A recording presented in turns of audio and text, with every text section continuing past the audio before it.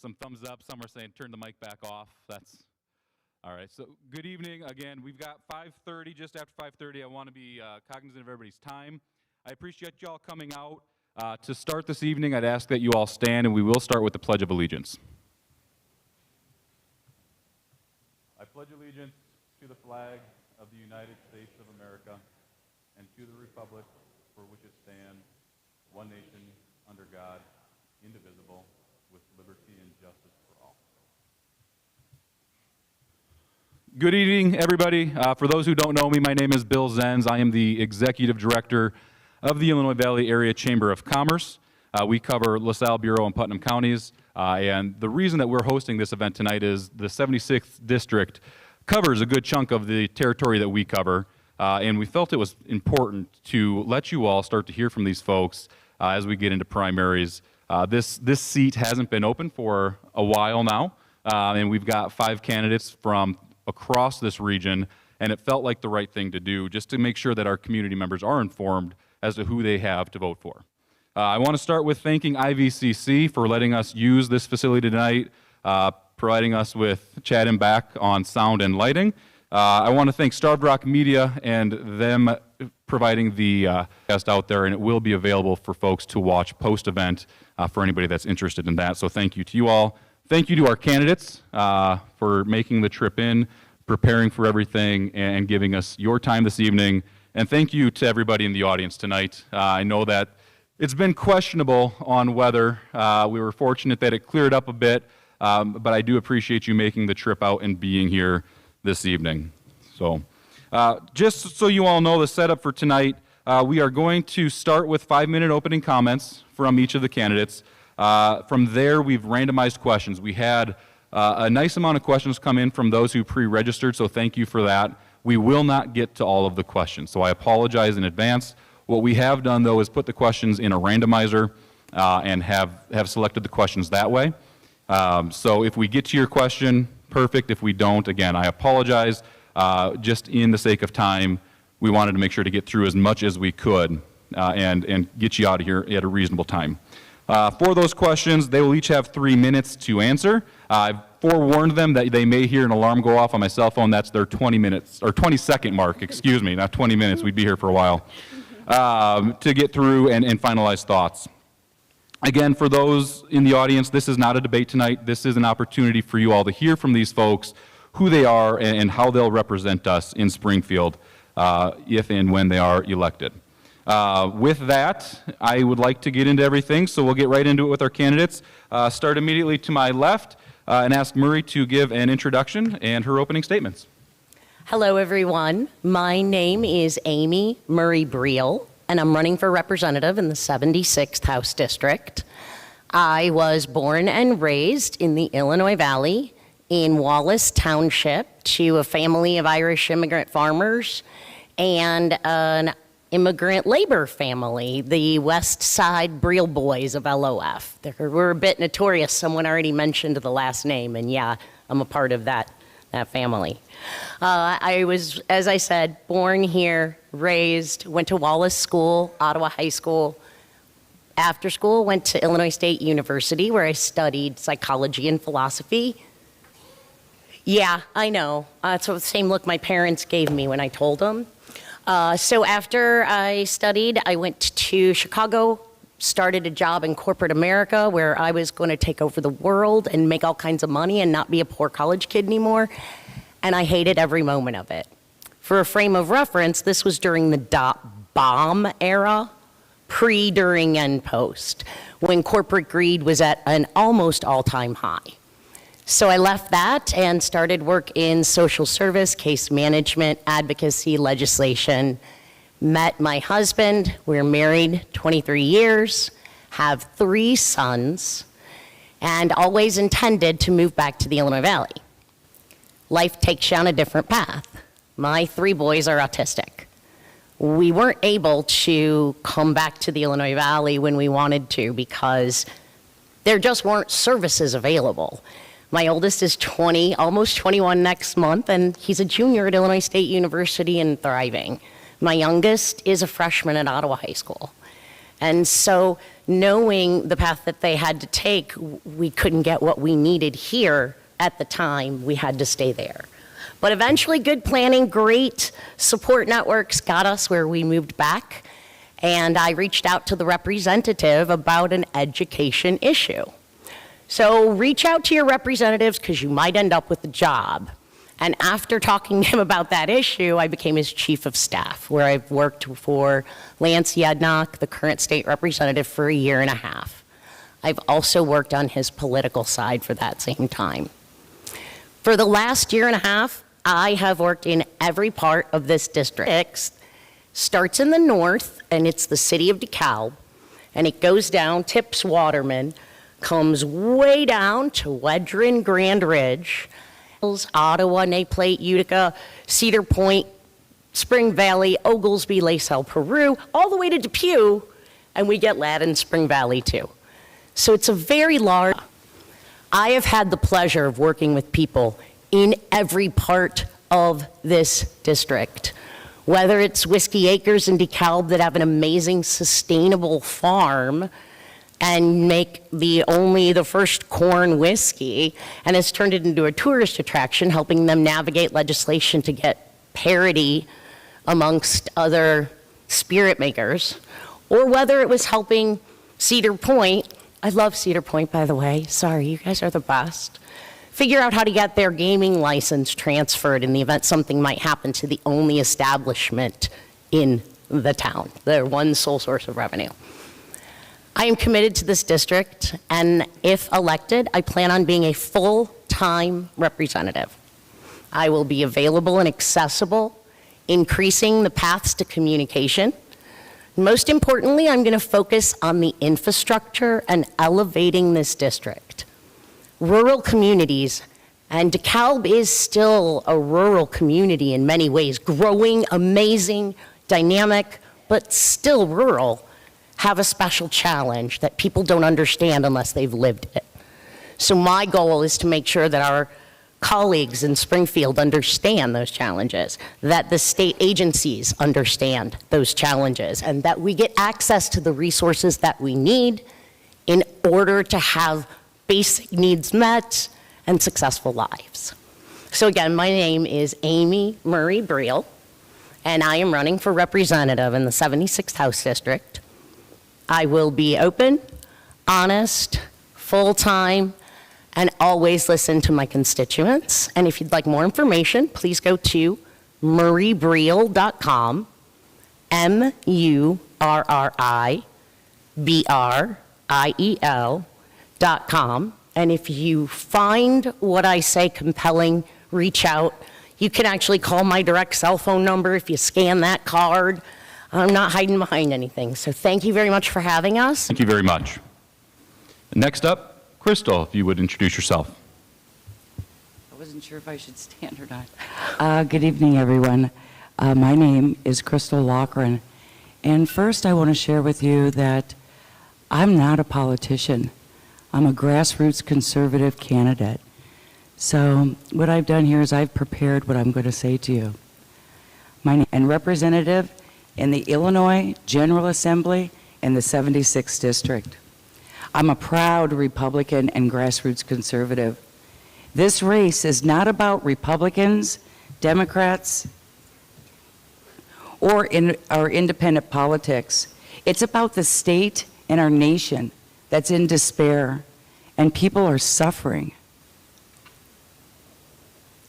We have no time to play identity politics, but to deliver plans to those who are struggling every day to make ends meet, or even to just feed their children.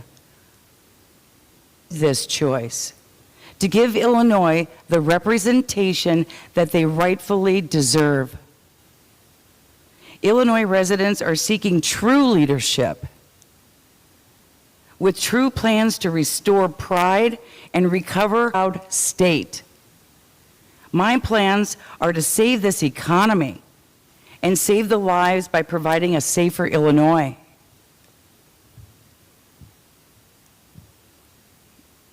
With no apologies, I was the first Republican. I'm a member and a leader of the LaSalle chapter who endorsed both Trump and my campaign.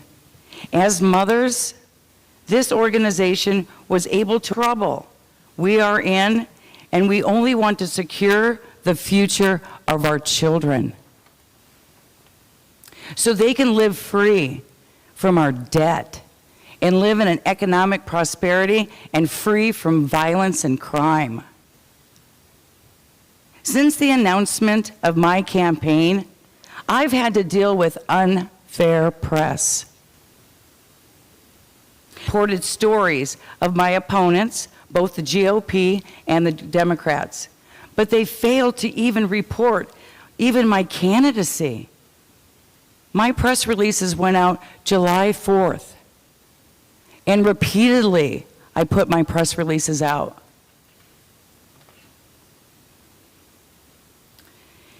Is it that my campaign is a threat to the balance of power shared by the rhinos in our party and the liberal agenda? The public corruption shared by them that led to the downfall of Illinois, which is listed as the most corrupt and most debted state in our country. How many corrupt governors went to prison from Illinois Republican and Democrats? Ask yourself. It's a testimony to just what I just said. My name is Crystal Loughran, and I promise you I have a plan to save Illinois. I'm not looking for a job, but to be a servant to the people. To the people. I will fight for the forgotten ones. The seniors just to survive on a fixed retirement income, who with tears in their eyes don't know where the money will come from to pay for the rising cost of rent, food, medications, and of course, taxes. Our veterans who are left in the invasion, robbing them of their health care and other benefits. Even the police who are under attack with the passing of HB 3653, which allows murderers in cold blood. Next is our most precious, who are exposed to sexual education in public schools as young as 5-year acts by video, photos, and print. This shall stop when I'm elected. My plan includes protecting the farm and the farmers' rights. I'm pro-ethanol and pro-gas. I'm a defender of the parental rights and school choice. I'm 100% Second Amendment. And I will protect the babies. I'm pro-life with no apologies. I will lower your taxes and bring back the big companies back to our state with the jobs that are in America. Crystal, I will ask that. No matter what the circumstances, I believe in term limits, and I promise to stand behind my promise. My name is Crystal Loughran, and I'm sorry I went over. Thank you. Carolyn, the floor is yours. Hi there. I'm Carolyn Zazada. I'm running for state rep in Illinois 76th District, like the rest of our friends on stage here. I am a former Marine. I'm a mother. I'm a nonprofit founder, and I currently work as a realtor. I have been serving on DeKalb City Council for 5 years now, and I love it. So, as a Marine, I 2 years in the reserves. On active duty, I served for my first 6 years as a combat engineer. Combat engineers do construction, demolition, and bridge building. I served a year in Iraq, building bridges all over the country. I earned my Combat Action Ribbon and my Navy Achievement Medal there. It was hard on my body, so I switched gears and I became a military linguist, and I served as a linguist for another 5 years. I got out of the Marine Corps to stay home with my children, and during that time I served in the Marine Corps Reserves. I served for 2 years down in Peoria, and the last role I held there was as Future Operations Chief for a unit of 140 Marines. So around 2016, I felt the call to get involved in local government, and I did that. I went back to school at NIU. I pursued my Bachelor of Science in Economics and earned it. And I realized how important what I was doing actually was. And I wanted to be the best equipped I possibly could be to do that job. So I pursued my master's in public policy and administration at Northwestern University. I have been on DeKalb City Council for 5 years, like I said. I am a graduate of Dick and Loretta Durbin's I Will Training Academy, which is a pipeline to help support women in government. And I serve on the Lieutenant Governor's Military and Economic Development Committee. But I'm not just going to rely on that to get me to be your representative. I have knocked 2,500 doors personally this election cycle. My team has knocked 48. I'll be there. I am making the connections with the people in the district, and I am there at your door for you to hear what your concerns are. So on DeKalb City Council, I've passed 4 property tax decreases, successfully encouraged the school district to reduce their levy, and worked with 20 different nonprofits in my ward to make sure that we are making the progress that needs to be made in the space we're in. I'm focusing my platform on 3 things: increasing living wage jobs in the district, increasing access to affordable health care, especially mental health care, and decreasing the tax burden on people. I believe I'm the most strongly progressive candidate, and I put people first. I have the values, the skills, and the experience to be your representative, and I hope you will elect me as such. Thanks. Carolyn, thank you. Liz, the floor is yours. I'm Liz Bishop. Thanks to Bill Zenz and the Illinois Valley Chamber of Commerce for hosting tonight's forum. And thanks to each of you for taking the time to submit questions and attend. To those of you who have come from DeKalb County, a special welcome to the Illinois Valley. At home is critical to the election process, and your being here speaks volumes about your participation and commitment. I am running for state representative because I believe our state and nation are at a crossroads. The current majority has given us policies we cannot accept. The residents of this district deserve honest, effective, common-sense representation in Springfield. We deserve a representative who understands the composition of the district, its needs, and its possibilities. And we deserve leadership that is focused on the issues that affect our daily lives: economics, safety, education, healthcare, and energy. I come from a hardworking family that values service, integrity, and respect. Professionally, I've been in banking and finance and have aided startups to success. I've contributed to our community, especially in schools and the arts, and I'm a proud mom. My family has called Illinois home for generations. Its farmlands, small towns, and cultural hubs are unmatched. I cherish our Midwest values. We need an Illinois that thrives economically, preserving freedoms we all value. Over the years, I've become involved in organizations and projects where I saw a need. I'm never afraid to take on a new role. I have discovered the key to success is to identify the resources to support my efforts, including mentors, key people in the industry, and others in the community, and collaborate with them. It is my belief that anything worth doing is worth doing well, and I always work hard to make that happen. My campaign is focused on economic resurgence, healthcare accessibility, especially considering recent hospital closures, and sustainable energy. Property taxes and taxes in general were already out of control in Illinois before inflation skyrocketed the last few years, and families need relief now.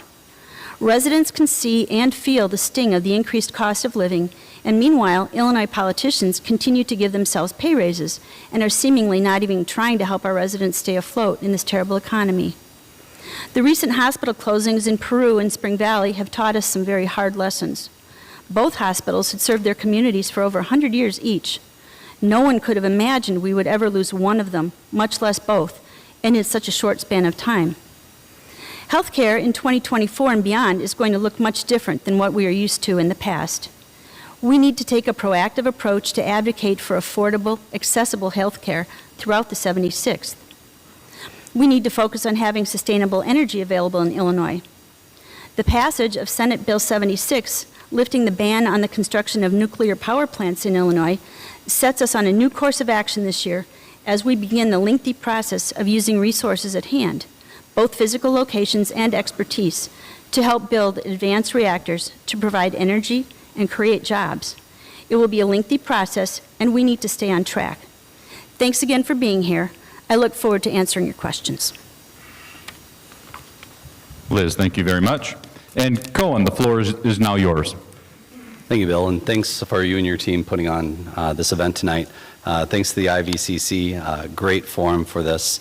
And I also want to thank everyone that's running. Stepping up into a role like this takes a lot of time and energy away from your friends and family, and it's just great to see that you all have so many choices before you.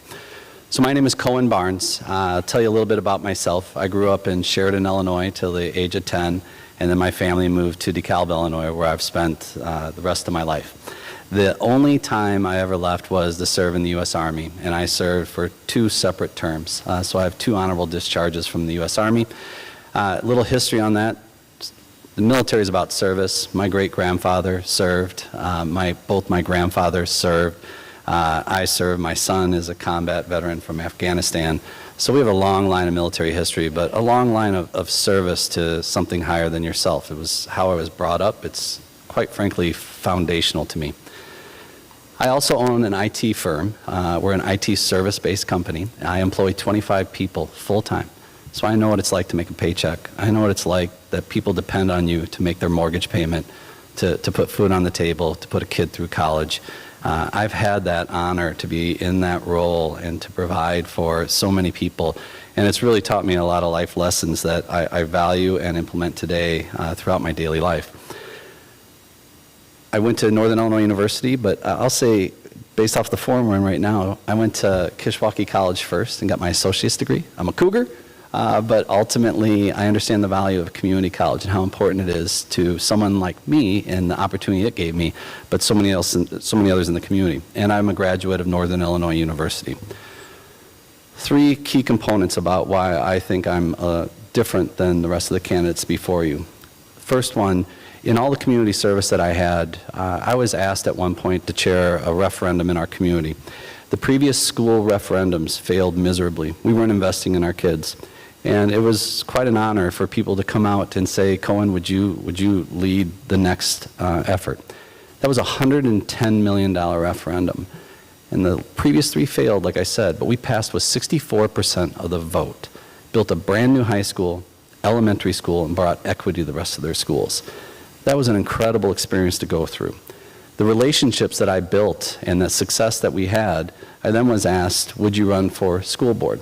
So 11 people ran for 4 slots in the DeKalb School District, and I was honored by the community to be one of those 4 to represent. And during that time, I championed a one-to-one initiative that put a computer in every child's hand.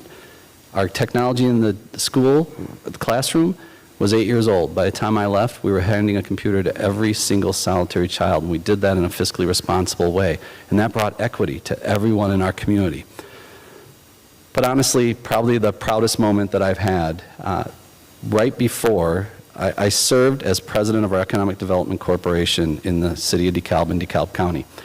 And I was exposed to a lot of just amazing people that wanted to focus on economic development. When I stepped down from that position, I was asked if I would run for mayor of the city of DeKalb because of the success that we had had in the Economic Development Corporation. And I won with over 62% of the vote as mayor of the city of DeKalb. What that means, for now 5 years, I've focused on 3 key things. One is economic development.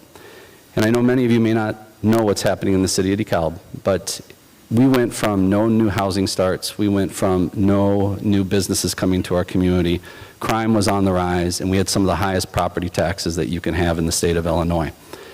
Since I've been mayor, and since I was president of the Economic Development Corporation, we have had over $1 billion of investment in the city of DeKalb. That's companies like Kraft Heinz, that's companies like Farrar Candy Company, Amazon, and Meta. We all know it as Facebook, but Meta investing in our community. That created over 1,000 union jobs, full-time working right now in the city of DeKalb.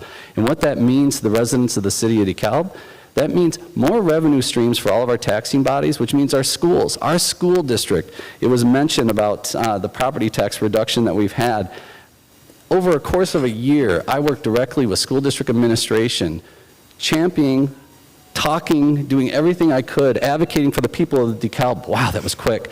Ultimately, to reduce our tax rate from 11.5 to 9.3%, which makes DeKalb more affordable for everyone to be able to live there.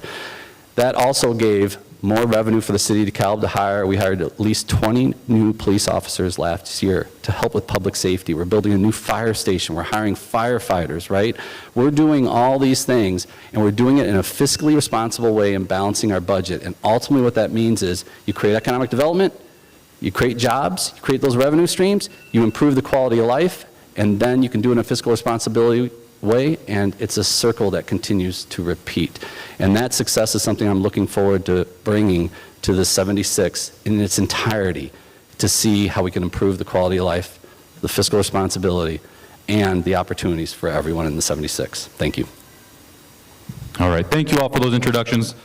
We will get into the questions now. Those 5 minutes do go by fairly fast, especially when there's so much to talk about. So appreciate everybody trying to get it in. Again, these next round of questions will be 3 minutes on the clock. I will have the timer go off at 3 minutes. Once that timer goes off, I ask that you wrap final thoughts versus giving you that extra 20 seconds to finish up. So when you hear the timer, that is your cue to wrap, and we will get right into community questions. We're going to start with a question for everybody. And this community member says, we've been fortunate to have 2 representatives, both in Lansing and Sioux Resin, though on opposite parties, that have collaborated well between the 2 of them. We want to know, they want to know, how you will do that, how you will communicate and work with opposite parties, and they want to know if you can provide an example of a time when you have collaborated with someone holding opposing views. So again, we'll start at this end and work our way down. So Marie, 3 minutes to you. Thank you, and this is a great question. We are in a very divided political landscape right now. We use hot button words and terms. We know how to push each other's buttons and not listen. Having worked with the representative, I was a large part of getting SB 76 passed. We worked with with the senator's office on a regular basis. Whenever a problem would come up across the district, we would be able to work together, because the first thing on both the representative, the senator, and my mind was our constituents, what's best for them. So I believe that working together in situations that we have common goals on is absolutely doable, and we saw it happen with lifting the nuclear moratorium in Springfield that went bipartisan. So I do believe that that is one of the strongest examples that I can give of having both sides of the aisle and both aspects of ideological parties from both sides of the aisle come together and agree that nuclear energy was the smart thing to do, and that investment in our future and investment in technology is another tool in our arsenal of making Illinois an amazing state where people can afford to live and work and want to stay. Thank you, ma'am. Again, Crystal, the question was, provide us with a time or an example of working with someone who holds opposing views. Okay, thank you. In today's high polarized political landscape, the concept of bipartisanship has gained increasingly attention as a means to bridge the divide and foster effective governance. Bipartisanship refers to the cooperation and collaboration between lawmakers from different political parties with the aim of finding common ground and advancing the public interest. So that will be my goal, is to find that common ground, to work for the people, what's best for the people. It's a crucial aspect of political disclosure and policy making. I will encourage compromise and unity. I will promote bipartisanship to address community needs and foster cooperation in my role as your state representative. However, bipartisanship is not always easy. One of my goals is to work with legislators for pension reform in our state. Currently, Illinois pensions take up 26% of the Illinois budget for taxes. Illinois is facing a pending pension collapse, with some public pensions funded only at 20%. Most unions invest in hedge funds. If the economy and the markets suffer, so will union investment returns. The standard return rate is 6%. We need to cut off the nepotism and the cronyism in government. For far too long, Illinois politicians have handed out pensions for their buddies for political favors. We need to reduce the government and restructure the public pensions. Pensions deserve protection, not to have their union funds treated as a loan bank with no returns. It is crucial for lawmakers to engage in respectful and inclusive dialogue to bring ideological differences regarding pension reform and find a common solution. In conclusion, bipartisanship is a vital aspect for pension reforms. I will be promoting unity, cooperation, and compromise. It is through bipartisanship collaboration that lawmakers can bridge ideological divides and work toward solutions that benefit the public interest, from addressing social issues to advancing economic growth and ensuring national security. Bipartisanship remains essential for effective governance. By fostering a spirit of unity, cooperation, lawmakers can overcome political polarization and make meaningful progress for the betterment of Illinois. Thank you. Right at your 3 minutes. Thank you very much, Chris. I appreciate it. Carolyn, same thing. So tell us about a time or give us an example of how you will or have worked with someone who has opposing views. Sure. So on my father's deathbed, he emphasized to me, he said, Carolyn, if you're going to stick with this politics thing, I want to see that you're going to be a uniter and not a divider. I want to see less polarization in politics. And I think a lot of us feel that way. So that is my commitment, to be a uniter. I'll let you in on a little secret, okay? So it's a secret because I believe I am the most strongly progressive candidate. But when I was a teenager, I was raised in a home where I had 2 independent parents, and I lived in the state of Pennsylvania. And in the state of Pennsylvania, in order to vote in a primary, you had to pick a party. And I picked the Republican Party at that time. I'm in a very different place now. It took a little bit of time in Iraq for me to figure out that I had absolutely different and much more progressive views. However, that background puts me in a position where I absolutely understand both sides of the aisle. I can understand where people are coming from on the other side 100%, and I'm committed to working with them and being a uniter. On the DeKalb City Council, I feel like the way that I operate is with respect.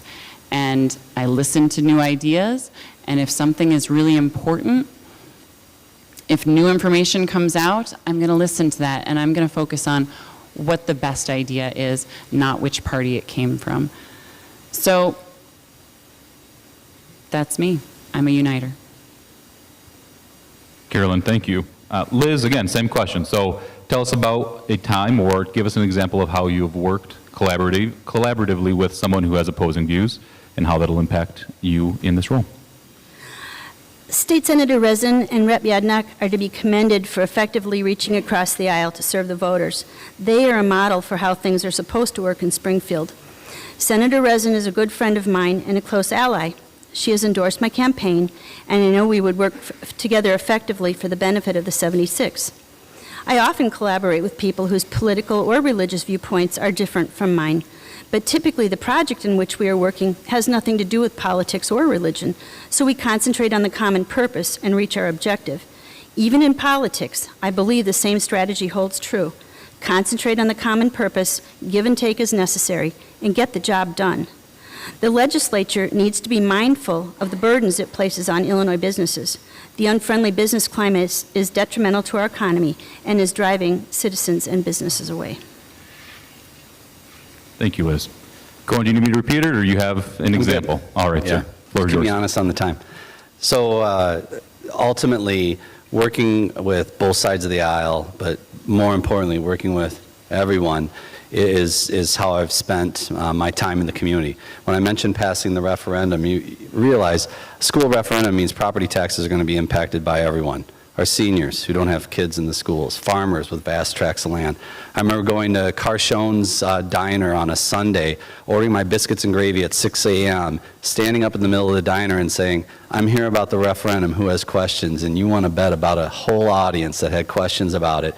And it was really sitting down and listening to everyone, the concerns that they had, and addressing them and providing the information and the value in something like that. You have all ends of the spectrum when you try and pass a referendum, which I think many of you know what that's like here in our community in the Illinois Valley. But then also as mayor is a nonpartisan election. I was elected by the people, everybody, which means I have to represent every single soul in the city of DeKalb. And what that teaches you is all politics are local. Our issues, we may be from different sides of the aisle, conservative and liberal, but ultimately when it comes down to it, we all want a safe place to live, right? We all want our kids to have a great education. We all don't want to pay as much in property taxes or taxes in general. And if we do, we want value out of that.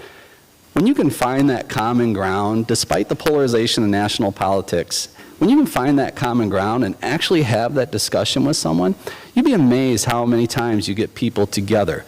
When you think about the economic development going on in the city of DeKalb, you can't get a Facebook and a Kraft Heinz and all them just because you're representing one particular constituent. No, you have to get everyone together. The business community has to have a voice and understand what is it going to be like if we invest X amount of dollars in your community? And you have to be able to communicate that to them.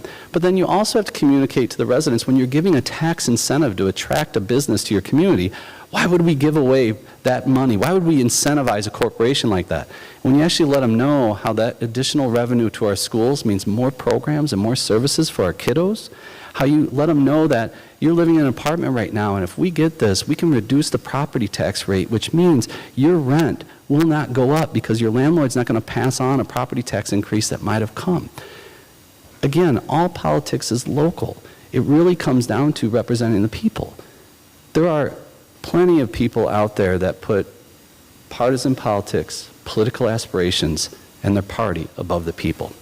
And what I found as mayor, what I found being on the school board, is if you really just sit down, listen, if you are true on you want to represent everybody, it is amazing how you can bring people from both sides together for a common issue, because ultimately a lot of those common issues are for the common good. And I've spent years, especially the last 3 years as mayor, doing exactly that, working with everyone that I represent. Thank you. Cool. Thank you. Thank you all for those answers. Again, we've been blessed as the chamber to work with both Lance and Sue. So whoever does fill that seat, I would hope that we are able to continue those relationships and provide the feedback that we've been able to between the two to our community and to our members. So thank you all for those answers. Next, we've got a question specifically for Ms. Murray here. Murray, the question is, with businesses already feeling like they're being heavily taxed, several large corporations leaving the state, what steps can be taken to help employers provide an employee benefit to put towards child care, or the creation of a shared child care facility where it's not going to put an additional burden but will provide benefits to employees and the community? Child care is an absolutely desperate situation across the state of Illinois, the nation, and this district. Governor Pritzker initiated a program called Birth to Five several years ago, and the project was to find communities, find out what their need, what they had, and the best way to meet those needs with the number of children. And what they found is staggering. Basically, across the state, there's about 90% of children from the age of birth to 5 that do not have adequate or qualified or even accessible child care. It is a massive economic, driver, and we need to make sure that we're able to support that. The idea in the question was really good. Considering an idea of including a fee for corporations. If a corporation moves into an area and they provide their own daycare within the facility, wonderful. I think they should be incentivized for that, because that takes the burden off of us making sure that there are qualified daycares. However, if large companies come in and they don't offer any sort of child care services or combination child care services, then they should have to pay a fee in order for their employees to benefit the community to have child care services that we need. Sounds radical, right? Like, just think for a second. Everything we get has a fee on it, whether it's a tax, a service fee. Heck, I don't even know what half the fees are. But corporations don't pay those same amounts of fees. Illinois' revenue is the largest portion of our revenue comes from personal income tax. That's where 42% of the revenue for the state of Illinois comes from. And do you know what only 15% of all the money we spend comes from corporations? So that would be my idea. Incentivize those folks who provide it, take those folks who don't and offer them a way to contribute to the community, and most importantly, pass an Illinois-specific child care credit that can be used for dependent care. Thanks. Thank you, Murray. And I will tell you that I sit on the local Birth to 5 committee.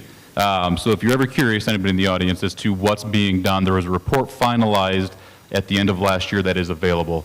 So if you look up Birth to 5, you can find our region and get that information and see that report. It is staggering what the need is in our region. So thank you for that answer, and thank you for bringing up Birth to 5. Colin, the next question is for you, sir. The question is, how do you balance democratic views and values along with addressing gun concerns? Again, we've talked about hot button topics. Gun concerns tend to be one of those. And what specific gun law reforms, if any, will you advocate for as state representative? Great question. So I'm a hunter. I love going to the range with some of my friends. They like the pistol range. I'm more of a sporting clays kind of guy.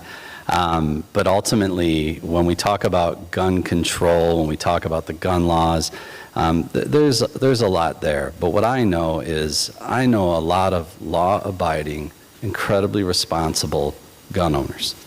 What we have to start focusing on is those that deviate from that mentality. And we need to make sure that the illegal guns, and we see this in the city of DeKalb, there are a lot of good non-gun owners, non-FOID carrying people in the city of DeKalb that have access to weapons. And they are doing bad behaviors. And it's impacting our safety, it's impacting the lives of our families and our community. And we really need to start focusing on how are we going to make sure that those that are going to perform bad behaviors with firearms are the ones that ultimately are going to be punished, or ultimately, how can we figure out different ways to be able to restrict access to those?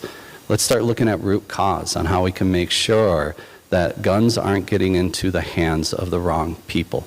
And I think we have a lot of work in the state of Illinois still to do there, but I know we will continue to progress, and I will be an advocate for that, because I want to make sure that all the hunters out there, all the enthusiasts and all the responsible law-abiding gun owners can continue enjoying that part of their life.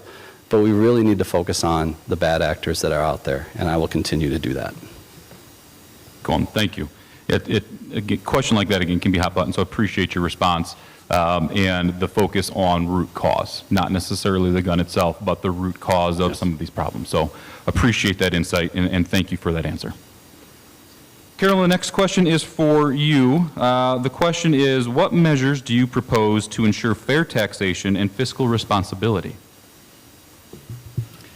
Okay, so this is actually my favorite topic, fair taxation and fiscal responsibility. So I am a huge proponent of the fair tax. So I think we need to revisit that. We need to get a fair tax passed. What a fair tax looks like is this. the one that has been proposed, the one that's been out there, the option that we've talked about in the past, as a state, the fair tax would give the state $3.4 billion in addition to their current budget. And with $3.4 billion extra dollars in the budget, it puts us in a great spot for fiscal responsibility. So how do we get that $3.4 billion extra dollars? The fair tax, what it does is it taxes people with an income under $250,000 at a rate of about 4.95%, which is a reduction in state income tax for those people. So 95% of people in the state of Illinois actually make under $250,000 a year. So 95% of people are going to see a tax reduction. The other 5% may see a little bit of an increase on a graduated scale. So that increase is what puts us in a better position with a fair tax to, sorry, I forgot to start my timer, guys.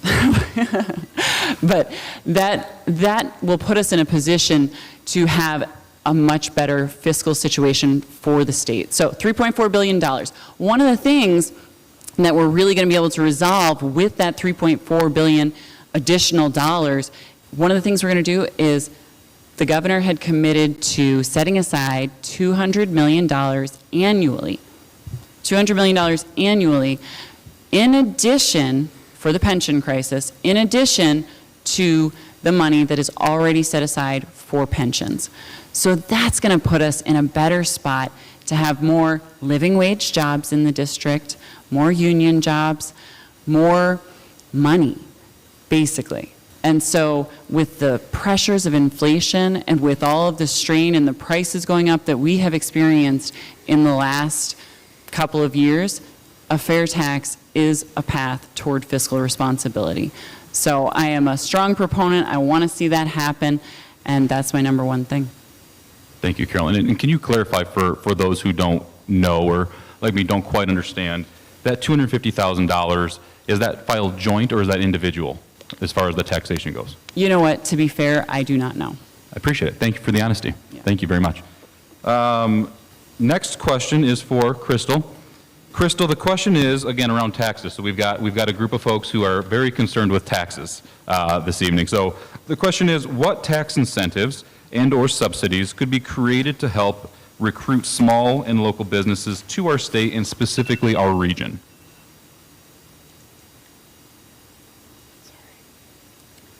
Okay, tax incentives and subsidies to recruit small businesses. What tax incentives and subsidies would help to recruit small and local businesses?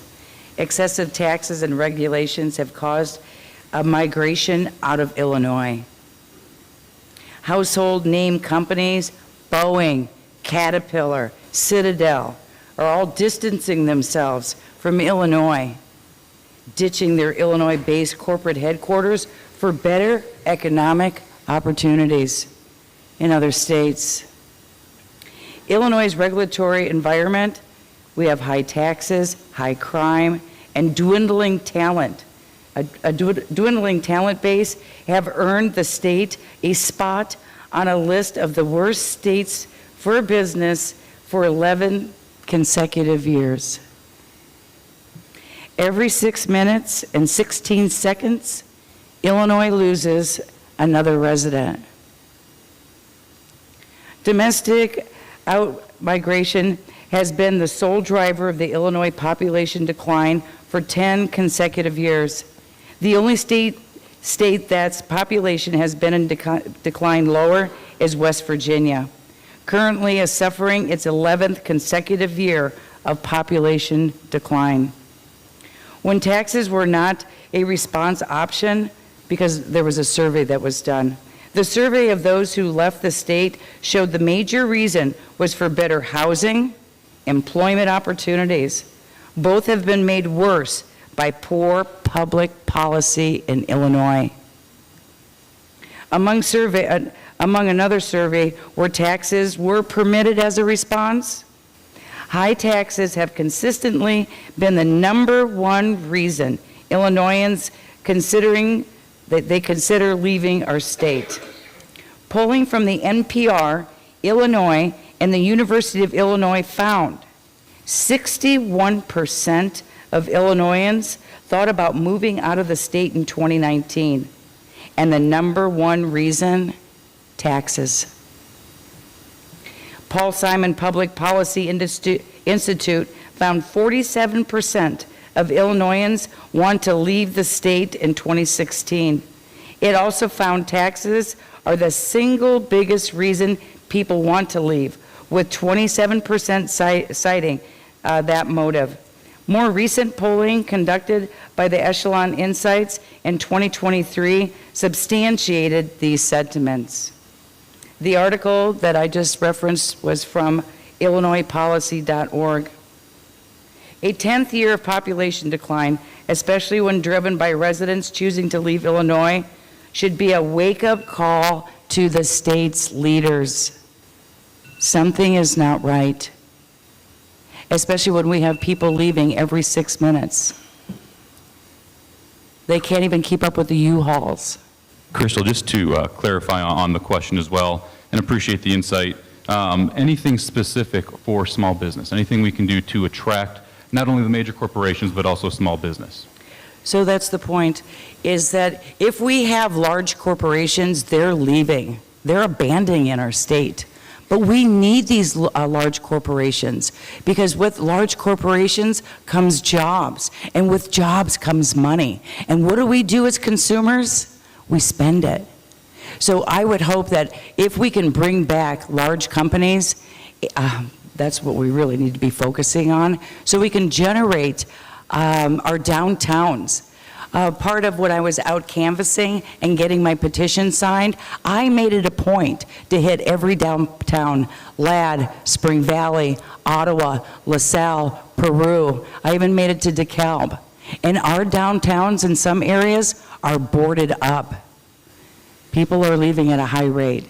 So how do we increase taxes here locally or at a local level? It all has to do with big business, and big business is leaving. Thank you for the clarification, ma'am. Appreciate it. Thank you very much. Liz, the last individual question for this round comes to you, ma'am. And the question is, as a Republican, how can you reach across the aisle and work with what most likely will be a Democratic supermajority? My strategy is to discover common ground with others and use it to connect and collaborate. As an example, I've been endorsed by an organization called ABATE of Illinois PAC. ABATE is a motorcycle rights advocacy organization supported by both Republicans and Democrats. We share a common interest in supporting the use of recreational vehicles. This creates an opportunity for people of both parties to come together, start a conversation, build relationships, and accomplish good work. This district is not far out of the way for legislators traveling from Springfield to the Chicago area. We have much to offer, and I would seek to provide opportunities for legislators to stop and visit local businesses and schools to learn about them and the history of the area. This district is home to some of the oldest businesses in the state of Illinois, with a rich history to share. And I will be sure to put in a special shout out for IVCC, which is celebrating 100 years this year. In 2001, the Illinois Farm Bureau implemented an Adopt a Legislator program, creating opportunities for urban legislators to be adopted by county farm bureaus. There are currently 80 urban Illinois legislators participating in this program, including most every legislator in Cook County. I will proudly support this program and any others like it. Despite the very toxic political environment in which we often find ourselves these days, I am firmly committed to the idea that it is possible to disagree without being disagreeable, and it is possible for people from both parties to collaborate for the good of our constituents. All right. Thank you, ma'am. And just as a follow-up to that, the Adopt a Legislator program, I've seen that. I have a neighbor who works for the Farm Bureau, and that's been kind of an amazing thing to see some of the upstate legislators come down and be in a combine or a tractor for the very first time and realize what it's like. Thoughts on doing something like that, not just on the farm side, but adopt a legislator so they understand the downstate needs, getting them out of the Chicagoland region, the suburban region, and getting them to this area and even further downstate so they understand some of the difficulties that the rest of the state does deal with. Absolutely. Thank you. All right. The next question is for everybody. And this time, again, I would ask that, Cohen, you lead, and then we'll kind of work backwards Sure. from Cohen. The question is around pensions. So we've had several people mention pensions and taxation already, but the question specifically is, what will your plan be to alleviate the pension crisis that is currently facing the taxpayers of Illinois? Yeah, this is a huge issue, I mean, directly for the city of DeKalb, and I know for communities all over the state of Illinois. In particular, we could talk about the police and fire pension crisis. We meet our obligation in the city of DeKalb constantly, every single year, to meet our full obligation in police and fire pension. But the actuarial tables, or let's just say the pace that they want to get to fully funded, which is 90% according to the state of Illinois, has a high probability of actually bankrupting many municipalities across the state.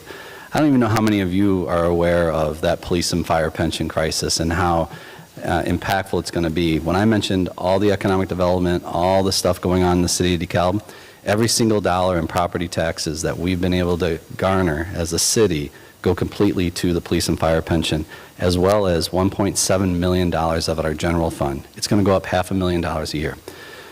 All of us, I am proud to sign that check every time to make sure that our EMTs, our police, our fire, all of our first responders, that their pension is solid. They dedicated their life towards service of our communities. They should be safe and secure in their retirements. But the pace that we have to pay that back is what's going to be detrimental, not just to all of us, but also all the existing firefighters and police. I'm on the Illinois Municipal League's Board of Directors, which is an organization that represents all the municipalities in the state of Illinois, and this is one of our primary legislative agendas. I have been down to Springfield, I have been in the Capitol, and I've been in the committees advocating for we need reform on this, because ultimately, if this ends up bankrupting municipalities, that's the true crisis, is we might not be able to meet the obligations and we might jeopardize the pensions of all of our police and fire. And that would be one of the gravest mistakes I think we could do. I will definitely make it a priority, and I have as mayor of DeKalb. I will make it my priority to figure out and work with the state legislature on both sides of the aisle on how are we going to address that, where the municipalities can meet the obligation and no firefighter, no policeman is in jeopardy of their pension, but we can do it in a fiscally responsible way that also doesn't jeopardize the future of our communities. Do you want to talk tier 2 too, or? You've got, so you've got 30 seconds left. Now we can talk. I mean, there's also tier 1, tier 2. My wife is a teacher in the DeKalb School District. By the way, my wife of 31 years. Can't believe I didn't mention that earlier. I'm going to hear about that. But ultimately, we have an issue right now with the tier 2 pension where it is so drastically different than the tier 1 pension system. The tier 2 pension is not able, it does not allow us to be able to attract and retain, especially when we talk teachers, to attract and retain the teachers that we need to be able to have a strong educational system in the state of Illinois. That is something we're going to have to address. All the unions I talk to, I think everyone knows we probably won't be able to make tier 2, tier 1, but we need to figure out how to take care of those that spend their lifetime committed to our kiddos, that we're going to be able to have a pension that's going to take care of them, but also most importantly, we're going to be able to attract and retain people going forward in our educational system. Great. Thank you, Cohen. Sure. And this is not a topic that I'm very familiar with, so you're all off the hook a little bit. I won't ask any follow-up questions. So, but Liz, the question is to you. What are your plans, or do you have a plan to help alleviate the current pension crisis?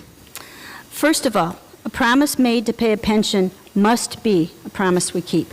We cannot change the income of retirees who have worked their whole lives saving for retirement. To achieve pension reform, we need all sides to come together and work to find solutions. There will have to be some shared sacrifices, but I'm confident we can make good on our promises and also provide certainty for new workers. Thank you, ma'am. Carolyn, the floor is yours. Sure. So again, another economics question. Economics is my jam, so I love it. So I think it goes without saying that our pension obligations have to be met, right? So that's one thing. But one of the things that Cohen did a great job of describing some of the situation in our state. And one of the things that the firefighters union has done is they collectivized their administrative costs. And so they all joined forces around the state and, put all their admin costs together, and were able to save some money that way. But I already told you I'm in favor of the fair tax, and so the fair tax I see as being a huge solution to this, because it is going to generate that $3.4 billion in additional revenue for the state. And of that additional revenue, I see us putting $200 million annually in a lockbox that goes straight to our pension crisis. So yes, the pension obligation is a huge, huge pressure on both our cities and our state. So at the city level, we are stuck increasing our pension amounts every year, and that is the majority of where all of our funding goes. And that takes away from other valuable services that we have that we want to be providing in our communities. So once we get an additional amount of income into the state through a different updated tax system, we can look at making this pension crisis turn into just a problem instead of a crisis. Thank you, ma'am. All right. Crystal, the question is yours. So your plan to alleviate the current pension crisis. Pension crisis. We have to streamline government. Currently, we are top-heavy with pensions, and there are more pensioners than there are workers having to fuel the pension fund. Case in point, the Chicago Police Department pension fund is only at 20% vested. There are 2,000 officers short, meaning that 2,000 officers not contributing 9% of their wages to secure the pension fund. There are departments on 7% returns from hedge funds just to stay afloat. But because of this broken economy, at any time, these hedge funds can fail, which means these pensions would collapse with no rescue at hand by the state or the federal government. There's no recourse for bankruptcy, because we would need a constitutional amendment by Congress and ratified by 34 states to authorize a state to file bankruptcy. This means every state in the nation would have to offset our debt, which would never happen. Meanwhile, these pensioners will be thrown into welfare. They will also be using Medicare and Medicaid, which would crash those systems as well. For far too long, crooked politicians have been handing out pensions as political payoffs. This stops now. For example, there should be no reason why a state legislator that works part-time can collect $4 million after only 4 years of service.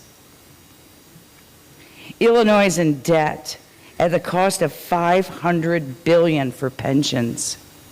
This means that the Illinois residents are on the hook. Each one of us are on the hook for $56,000 each to cover the pension shortfall.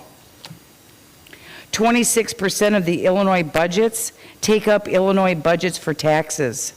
Illinois is facing a pending pension collapse. With some public pension funded at only 20%, most unions invest in the hedge funds, like I said. If the economy and the markets suffer, so will the union investment returns. The pensions deserve to be protected pensions. If you paid in, you should be able to get it out. Not to have their union funds being treated as a loan bank with no returns. Thank you. Thank you, ma'am. And Murray, if you will close us out on this one. Absolutely. Yes, pensions are a crisis. Pensions have always been an issue, and we've always had problems with making sure that they are funded and fully funded. Well, not always, but for the last, I don't know how many years. There's a couple of issues that the folks on the stage brought up and they mentioned, which are really good to think about. One is it's a commitment. We've made an obligation. We have to meet that obligation. The state of Illinois has done a good job in the last 3 years in funding the pension, taking surplus revenue and applying it to the debt that we have in pensions. So we're slowly chipping it away. But just like anything, it doesn't happen quickly. We need additional revenue sources for the state as we talk about investments in technology, companies moving here, small businesses being given an opportunity to drive the economic engine of the more rural areas. We know that that is going to continue coming in if we continue on the path that we have been on. I suggest perhaps maybe considering a fee for those public services that are provided, again, from corporations that would go into a public fund. Most importantly, Cohen mentioned the Tier 1 and Tier 2 discrepancies, and there are serious discrepancies between the benefits provided in both of those tiers. There's some legislation out there right now, and there's some of the ideas I think could be a great way to equalize that disparity, including changing retirement from age to years of service, expanding pension buyouts. We did that in 2022. It saved a lot of money and people were very pleased with that. So expanding that. And then perhaps offering a deferred compensation program for those folks in that tier where they can then choose to use that however they want. Optional, of course, still guaranteeing their pension. So there's some logical ways that we can address this, and we have to look at how we currently spend our money and be able to allocate those to meet our commitments. Thank you. Thank you all for answering that question. It sounds like there are multiple ways, right? Just like anything, there are multiple ways that we can alleviate that issue. So interested to see what we are able to get done over the next few years. Again, not a short-term issue, long-term issue. So having a plan in place is really what's going to impact that. So thank you all for those answers. Cohen, we're going to go to you, sir, for an individual question. You've mentioned several times serving on the Economic Development Corporation and being part of economic development in DeKalb. And the question is, how can you use that experience in economic development to ensure development success, not just along that 88 corridor, but also along this I-80 corridor, two very similar corridors that are going after a lot of the same business? So how can you use that experience to make sure that there is representation in both locations? You know, the Illinois Valley has just incredible resources, great people, great communities. You've got 39 and 80. In so many ways, you're absolutely no different than DeKalb. I heard one of the candidates mention about how DeKalb is a rural community. We are a rural community. There are so many similarities between us. I believe it's a longer term play, right? But I do believe the experience that I have doing what we've been able to do in the city of DeKalb can be applied directly to the Illinois Valley.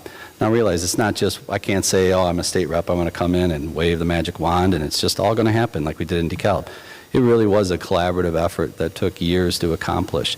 But that collaborative piece is probably what's the most important piece. And we talked about working both sides of the aisle, which I've had to do, but it's that idea, it's that spirit, it's that enthusiasm someone can bring to this office, working directly with, and this is a key component, working directly with the mayors, the city councils, the school boards locally to agree collectively on what are we going to try and accomplish here. Is it economic development that we want? More big companies? I heard about, big companies are the solution. I'll disagree with that a little bit. Small business owner here, a lot of small businesses, that's the backbone and strength of so many of our communities. But ultimately, all of us coming together and coming up with a plan, right, that we're going to collectively agree, these are the three things that we're going to go after.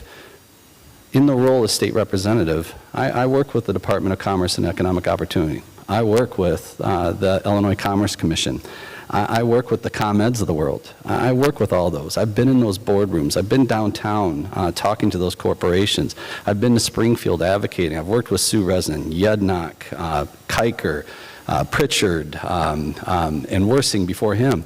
I've done this on a regular basis, and I think me in particular, being in this role, understanding from the grassroots, understanding being in the weeds, and understanding the obstacles that are put forward to us at the state level, I think I can be a real advocate for the communities at that state level to remove some of those barriers. And quite frankly, I mentioned my military service. I was infantry and a door kicker.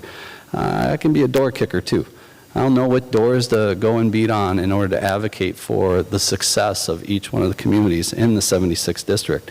I think I'm really good at it, and more importantly, I enjoy that. I talked about representation and representing the people. Your voice is my voice too. I live in this district. I want to see it successful. And I know the Illinois Valley and the people down here and the resources that you have are phenomenal. We should be able to unlock some doors. We should be able to work together. And as your state representative, I'll make sure each one of your neighbor or your mayors, city council, and school board have the voice that they need to be successful in order to encourage small businesses as well as larger businesses to be able to come to your community to drive that economic development. Proven history in it, super excited to work with the communities down here, and hopefully together we can be successful. But like I said, I'll be at Springfield. I'll be your voice. I'll be your door kicker. Thank you, Glenn, appreciate it. And again, that collaboration, I think in our region, DeKalb's population a little bit larger than a LaSalle or a Peru or an Ottawa, but that collaborative piece between the communities is very important. So that approach, I think, would be a major help within this area as well. So thank you for that. Carolyn, the next question is for you. And that question is, what steps can you take as state legislator to address the surge of asylum seekers who are arriving into Illinois daily?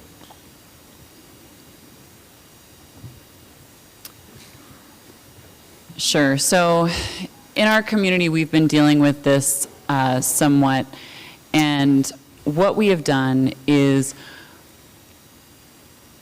we have decided to get together as a community and to discuss what assets we have and how we can best utilize them to work with asylum seekers. So the assets that we've kind of pulled together are our churches, our nonprofits, and our public. And so we kind of got them all in a room recently, and we discussed what could be done, what people had. One of the biggest challenges at the state level, we have what are called welcoming centers. And so there are 35 welcoming centers in the state of Illinois. However, we had one of our City of DeKalb workers reach out to like 5 of them, and she was only able to reach 1 of them. So these welcoming centers have sort of an inconsistent pattern of the way that they operate. They don't have consistent guidelines. You know, they have 4 specific things that they are supposed to be doing, but we need to shore up our welcoming centers and make sure that they are really equipped to work better for asylum seekers and work better for spaces that don't have welcoming centers, so that we can reach out to them and use them as an asset for helping asylum seekers. So that's part of it. Then with our community organizing, you know, somebody just stood up and said, okay, I will take the lead on this, right? And he, you know, got all of our email addresses. They put out a Google form. We put our information into that Google form and said, here's what I can do. Here's what I can do. And so kindly, this person is collaborating, you know, building this information together, which is just fantastic, right? And in the context of that information, what we're trying to do is build a structure that works, that would allow us to be supportive if, say, God forbid, a bus of migrants came to our community. And I say God forbid because we're not equipped and we're not in a position to support them the way that we wish we could just yet. But what we're doing is we're trying to set ourselves up so we can and so we are ready for that sort of emergency. So, you know, we have focused between the churches and between the nonprofits and the public. We are looking at what we can do in regard to feeding, housing, and clothing people that would show up unannounced, unexpected. So we're working to do that, and we're collaborating and seeing what we can get done. You know, certain ideas have been floated, like that we would, have one person responsible for each day of the week, and that, you know, you'd have a team for each day, and that in the context of that team, that would be your reactionary force. When you have the need, you can implement this team and get them going and get them ready to help. Thank you. So again, it sounds like a collaborative approach, number one. Number two, an accountability piece on making sure that these spots that are currently set up and should be taking care of this situation are being held accountable for that process. Again, that's a tough one because it's not just a humanitarian issue, it is a limited resources and rural community issue. So it's not an easy answer. I appreciate you providing your answer though, so thank you. Crystal, the next question is for you, ma'am, and that question is, you've mentioned before you're not a lifelong politician, you are not a politician by practice. So the question is, how, if at all, will that experience or limited experience in the political field affect your candidacy or you as a state representative? And what steps have you taken or will you take to make sure that you're ready for the challenge? Thank you. Limited experience. How will your limited experience impact your effectiveness as a candidate for the state rep? And what steps will you take to overcome your potential challenges? Once again, I'm not a politician. In our legislative positions, local, state, and federal elected officials were never intended to be lifelong careers. The Founding Fathers intended to send lay people to office for a limited time and then go back home after serving, similar to the military.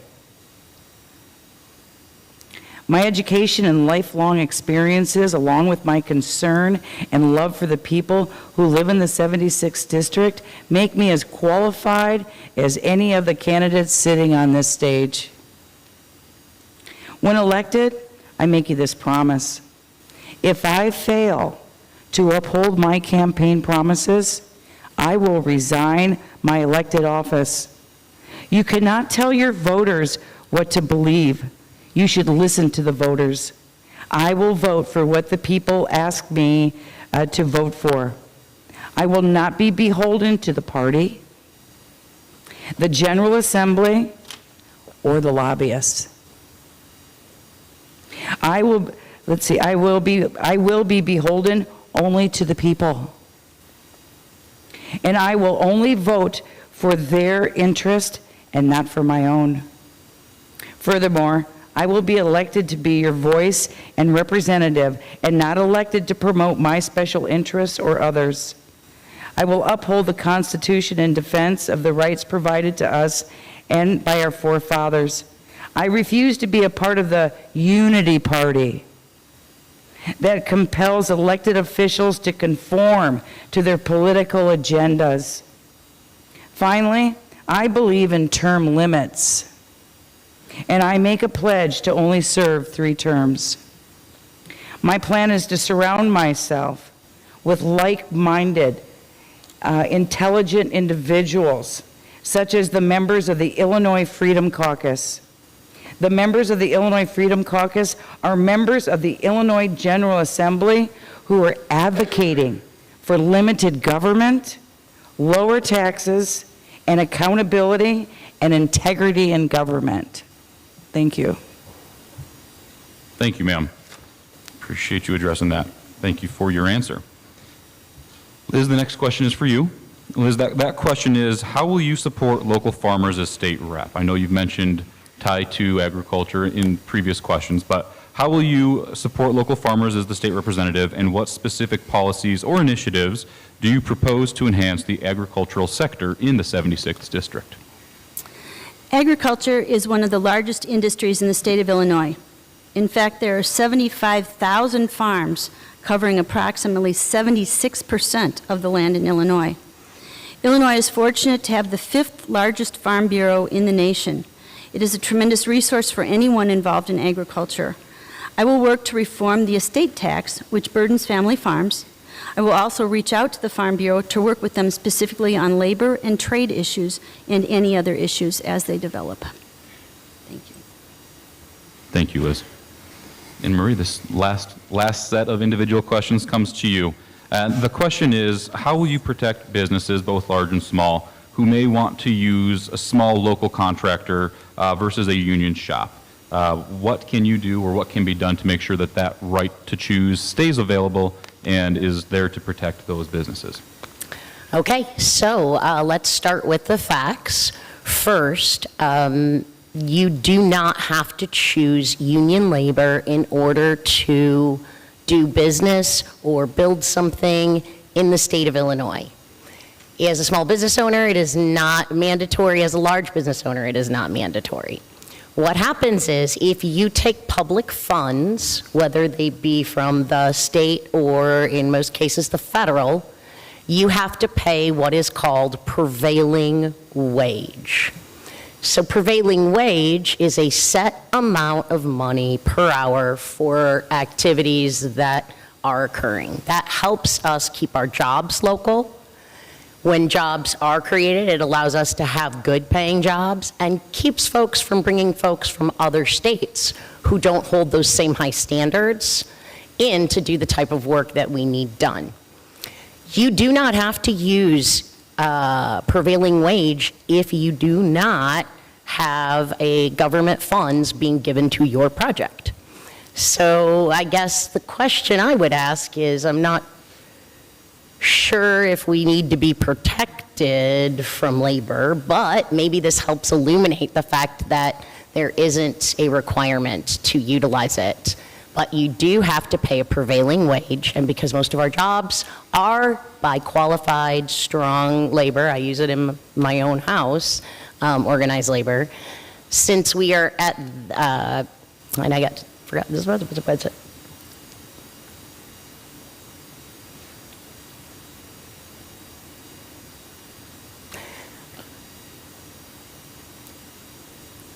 You do not have to use union labor in your projects unless you use public funds or pay prevailing wage, is the essence of the point. Although I personally choose to use union labor, I know it's qualified, I know it's skilled, I know I'm going to get what I expect. So thank you.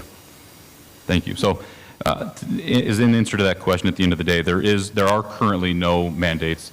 The only mandate is the prevailing wage piece, which there are small mom and pop shops that currently pay those wages that may not be union. So there is nothing that says you must use union, though those folks do have the skill set that may or may not be, not that others don't. So Right. appreciate Absolutely, you. absolutely. But there is no requirement to utilize union contracts. Just got to clarify that. Thank you for answering the question and the clarification. Thank you for that. All right, the next question is for everybody. Carolyn, we'll start with you on this group question. And the question is, with the new district boundaries, the newer district boundaries, covering a long region, both north to south, and then as you get south, east to west, we get pretty wide. How would you make sure that the entire district is represented equally and has a fair say? Sure. So specifically, I think that a representative from the northern portion of the district actually has an advantage in trying to represent the entire district, because you've got to drive through the entire district basically to get to Springfield. And so if I'm always driving back to DeKalb, I think it'll make it easier to make sure that I am frequently in the southern portion of the district. In addition to that, obviously, I would have an office down in the southern portion of the district and the northern portion of the district to make sure that I am accessible and open to people. Other things I have done in the past include social media. And so I've got a Facebook page. It's Carolyn Morris Zazada Fighting for You.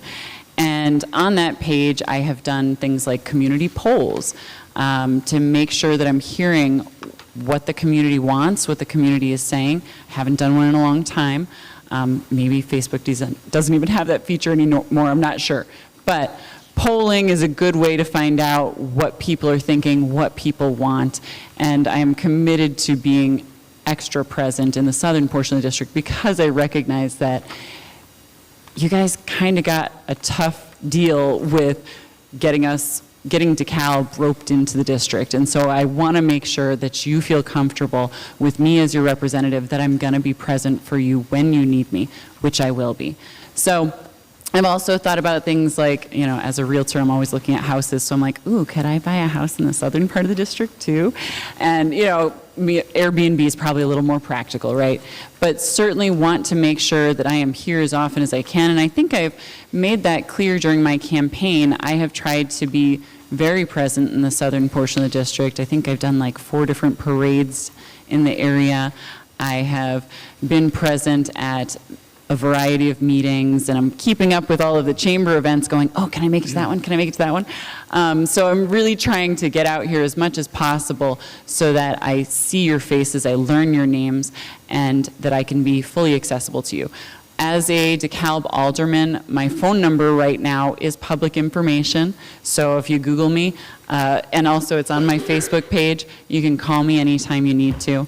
And I take calls. I honestly, especially between being in real estate and being an alderman, I answer every call. And I wait to find out that it's a telemarketer before I hang up. So I answer them all because I want to talk to my constituency. I want to talk to anyone who wants my ear. So can you repeat the question? Does that answer it? Yeah, it was just, how will you make sure that the entire district is represented? Cool. Okay. I think that covers it. Perfect. And as far as the phone call goes, we have been reaching out to you about your car's extended warranty. If you can, no, I appreciate that answer, and I would love to have you purchase real estate in this area. Just make sure if you do the Airbnb, it's in a community that has Airbnb rules and regulations set up, so we get those pillow taxes. All right, Crystal, the same question to you. So how will you make sure that the entire district is covered, being such a large district? How would I make sure that the entire district has a say?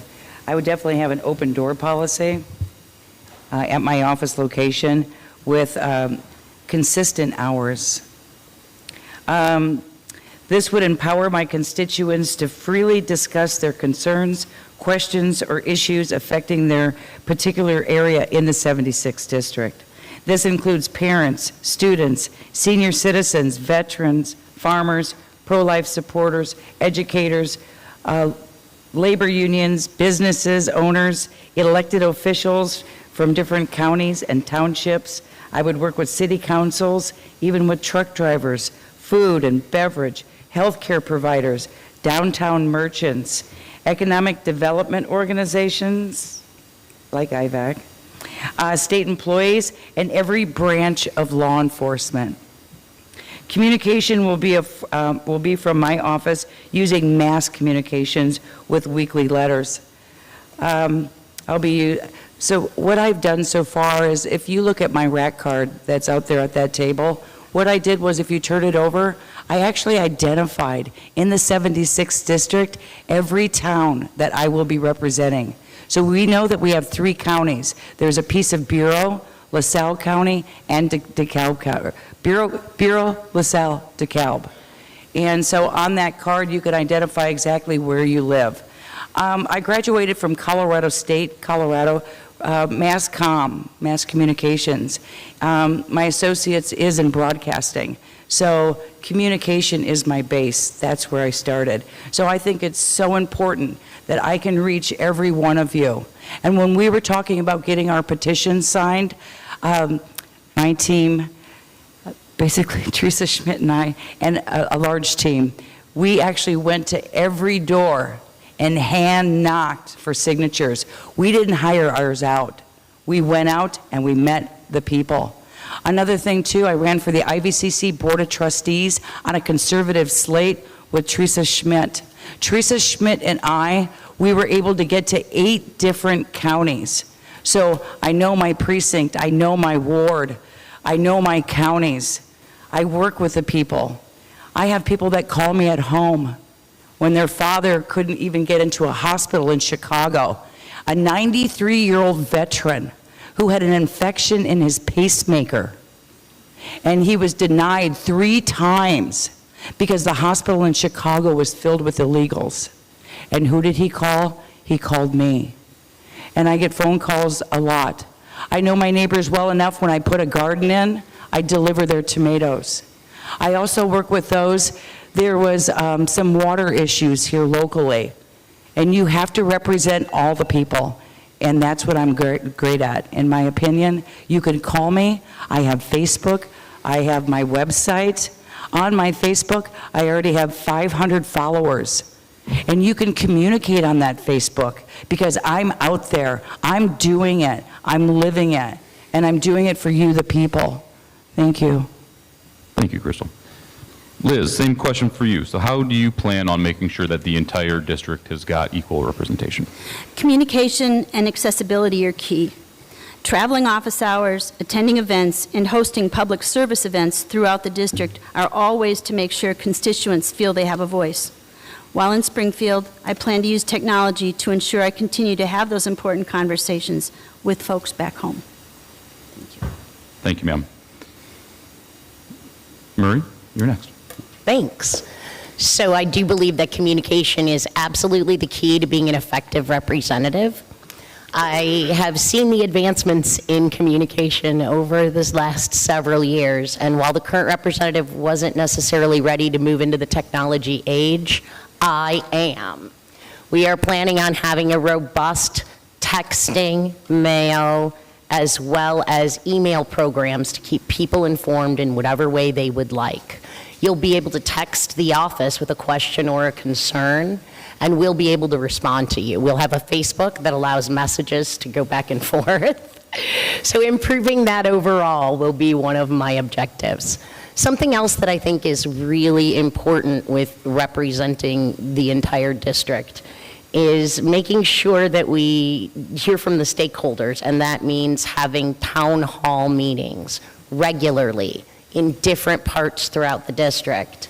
Specific interests I would like to form committees on. Folks who have experience in senior living, experiences as seniors, should be the ones helping inform our decisions on the policies that we do to improve seniors' lives, right?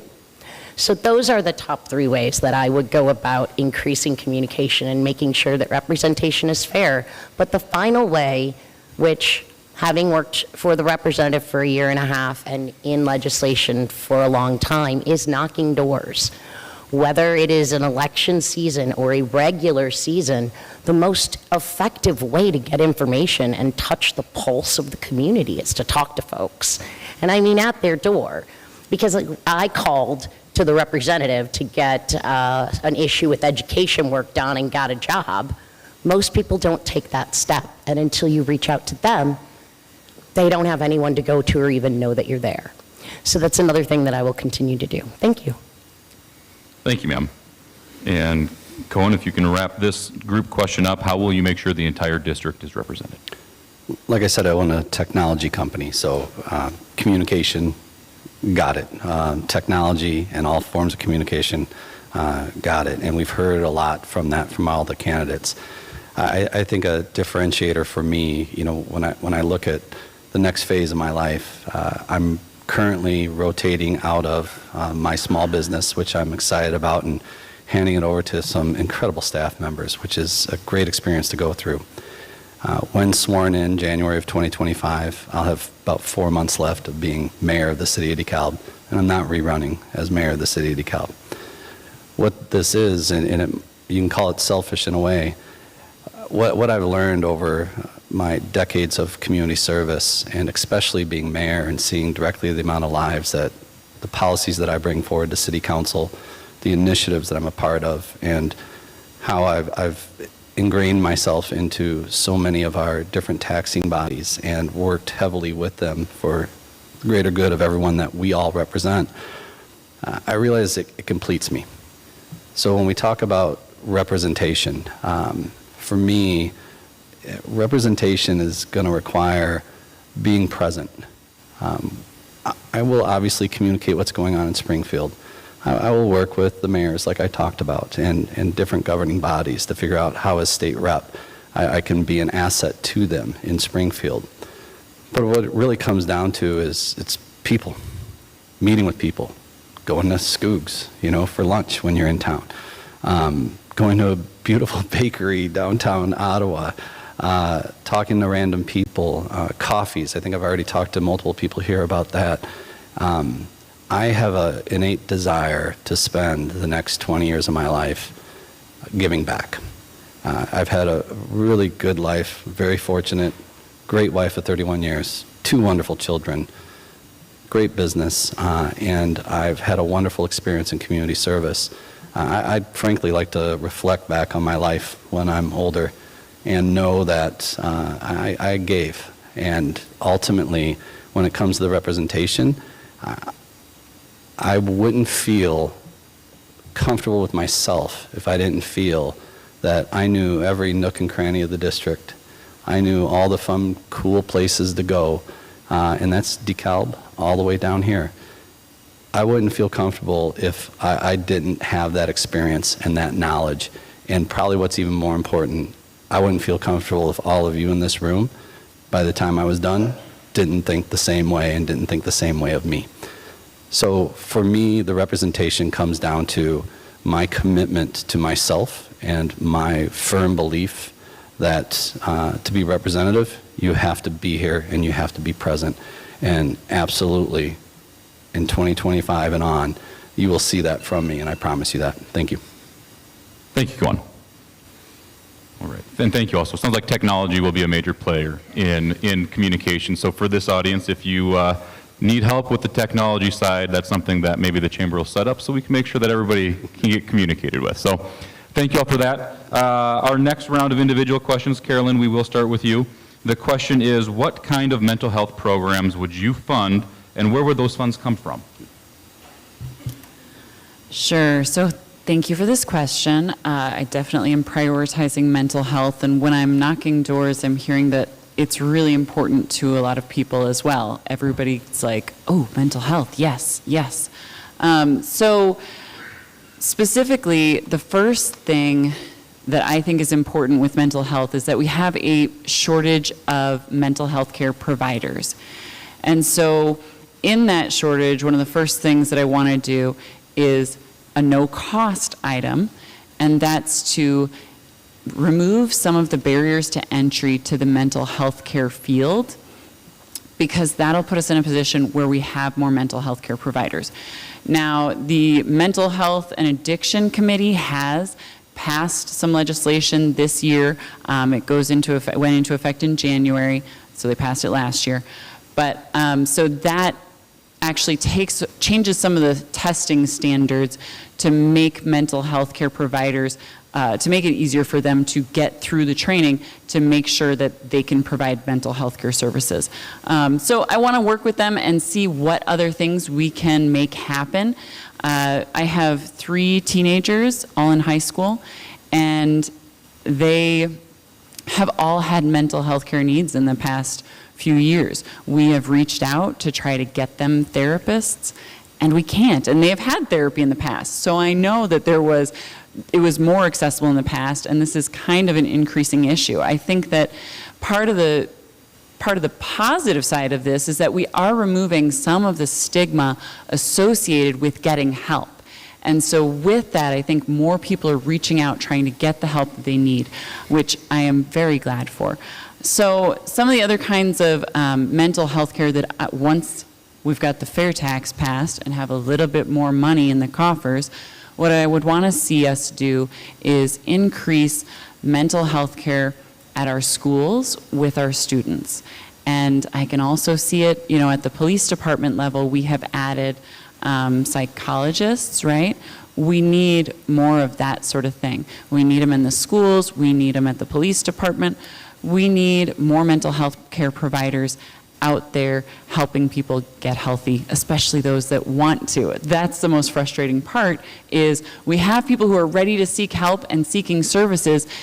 We ended up going to their regular doctor and just saying, hey, look, the kids have been on mental health medications in the past.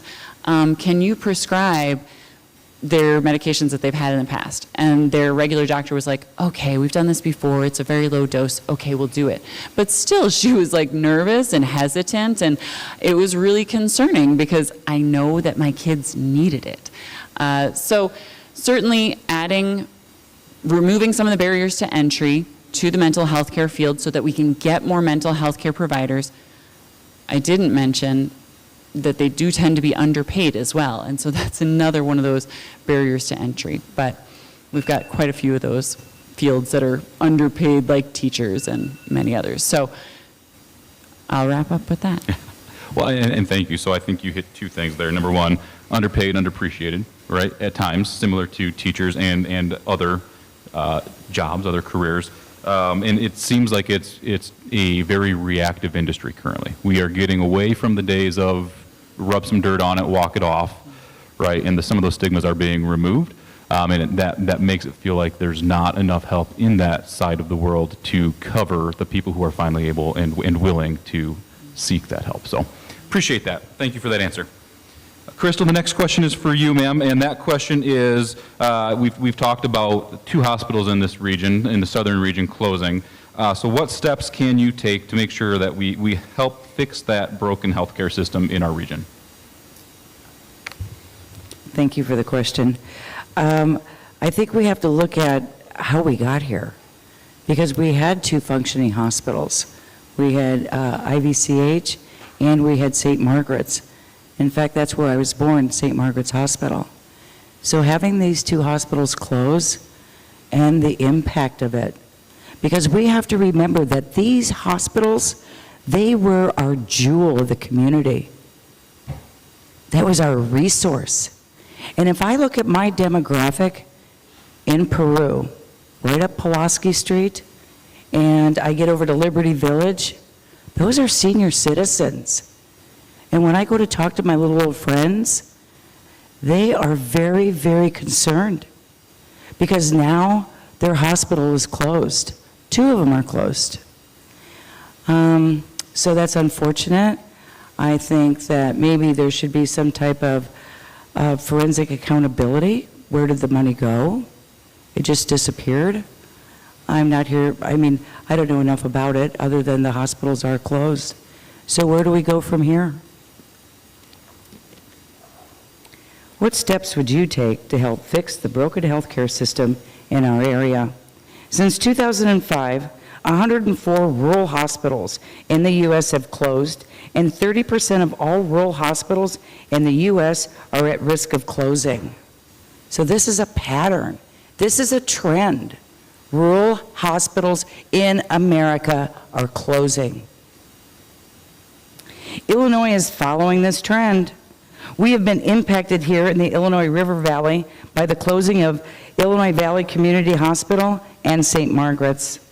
The causes are many: an older, poorer population, advances in outpatient medical procedures, and more recently, a decision against expanding Medicaid under the Affordable Care Act.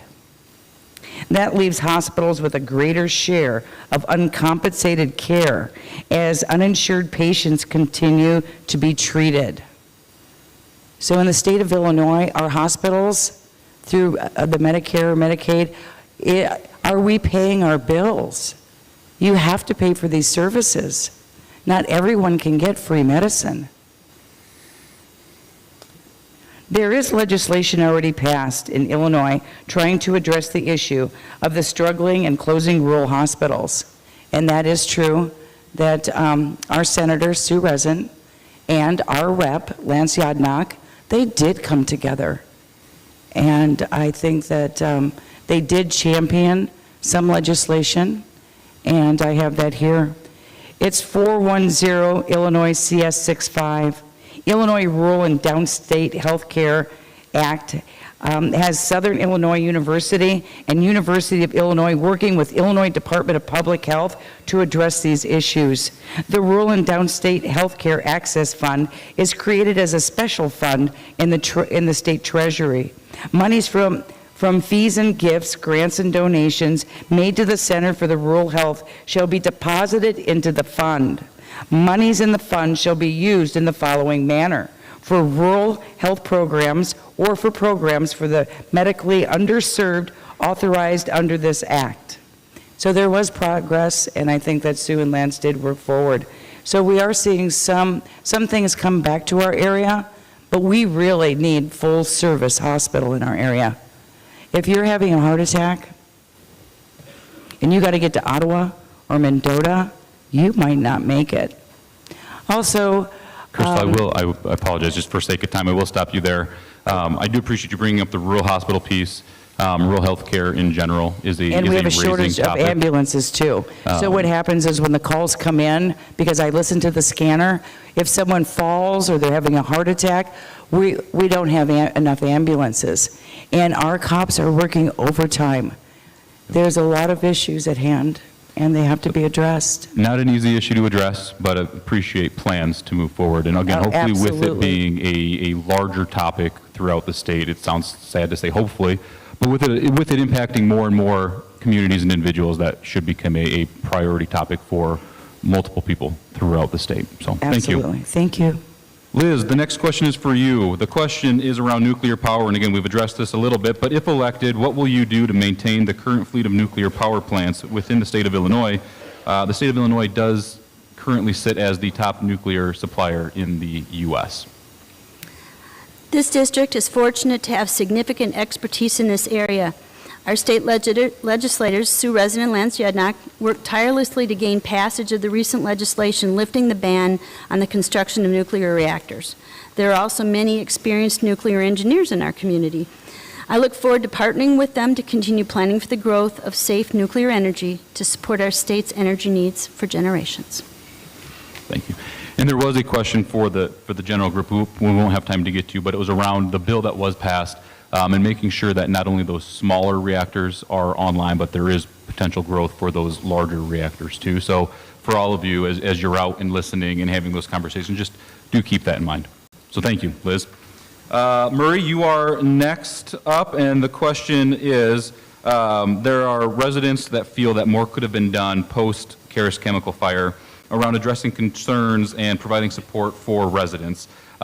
In addition to that situation, there have been multiple throughout the state, whether it's in the Rockford area, Rockton, Morris. Most recently, there was that fire In the down the by paper. Lawson. But what can be done by our representatives, by our legislators, to make sure that our community members are heard and taken care of in any future potential instances?